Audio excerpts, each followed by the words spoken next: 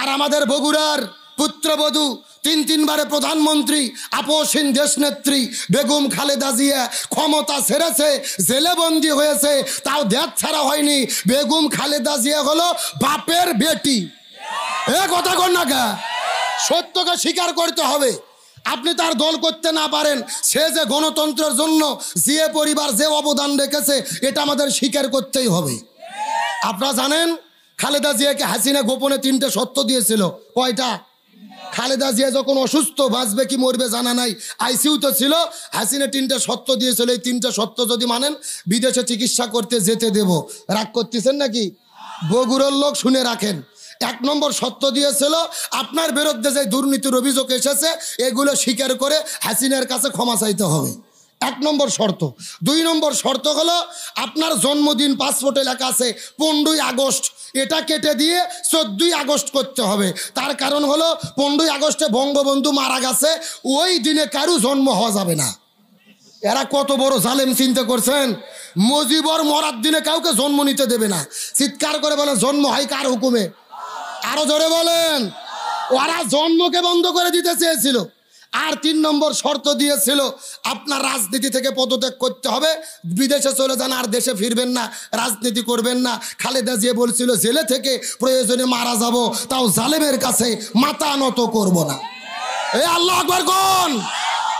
আর ওই যে ইরশাদের বিরুদ্ধে আন্দোলন করছে, মাথা নত করেনি। খালেদা শেখ হাসিনার কাছে মাথা নত করেনি। এই জন্য তাকে বলা হয় আপসহীন দেশ নেত্রী। তার মানে কারুর সঙ্গে আপোষ করেনি। আর জামাতের নেতারা কি আপোষ করেছে? জামাতের নেতৃবৃন্দ ফাঁসির দড়িতে ঝুলেছে, জীবন দিয়েছে, জালেমের কাছে মাথা নত করেনি। তারাও প্রমাণ করেছে এরা ইসলামী আন্দোলনের একনিষ্ঠ কর্মী। তাহলে কেউ দেশ ছেড়ে গেল না, আপনি দেশ ছেড়ে গেলেন কেন? ও বলেছিল শেখের বেটি পালাই না, অথচ পালিয়ে গেলেন। আল্লামা সাইদি বলেছিল হাসিনা যা বলে তা করে না, যা করে তা বলে না। উনি আগের দিনে বলছে শেখের বেটি পালায় না, পরের দিনে পালিয়ে গেছে। আছে না পালাইছে? কোথায় আওয়ামী লীগ, কোথায় কাদের কাকা, কোথায় গেল ওই জালেমের গরম গরম কথা? একটু জোরে বলেন, জোরে বলেন। কোথায় আওয়ামী লীগ, কোথায় কাদের কাকা, কোথায় গেল ওই জালেমের গরম গরম কথা? খেলা হবে, খেলা হবে, খেলা হবে, খেলা হবে, খেলা হবে বইলা কাকা গেল পালাইয়া। ওবায়দুল কাদের বলছিল খেলা হবে, কিন্তু আসল খেলা যখন শুরু হলো খুঁজে পাওয়া গেল। আলোচনা কি চলবে? চলবে। কারা কারা চলবে? দুটি হাত আল্লাহকে তুলে দেখান।